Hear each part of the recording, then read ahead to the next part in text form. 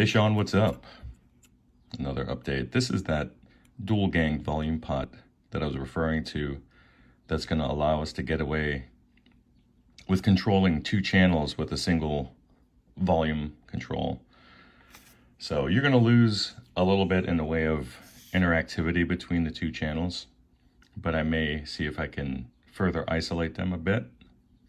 But for now, see if I can zoom in.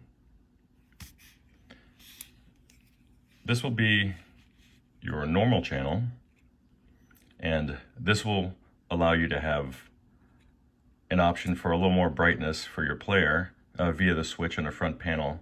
And this will be a hardwired, let's see if I can get her around. This will be your bright cap that'll be hardwired into the bright channel. This will interact with the mixer resistors, and I believe these are stock 270Ks. And you have the bright channel bypassed with a 500 picofarad silver mica cap.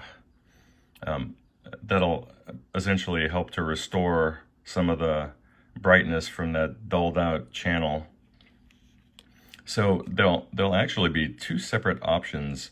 So if your player is going to have a strat, this will go a long ways towards helping the bridge pickup if he wants to use that. And obviously you have your input and output set up for the coupling cap, and then the mixers and all that stuff coming in from the grids and then going back out to the next gain stage. So that's it. You'll notice that this is actually one of the lines for the switch on the front panel. Right now it's just tacked in. I'm going to see how I like it, and if I do like it, then I'll go ahead and obviously thread it through the eyelet there and solder it permanently. But I think it came out nice.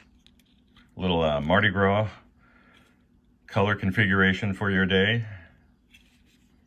Hope all is well with you. You take care.